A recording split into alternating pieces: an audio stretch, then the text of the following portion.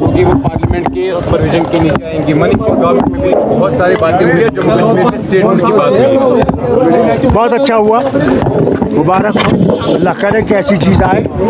और बोलिए, हाँ खुदाई हो बहुत जो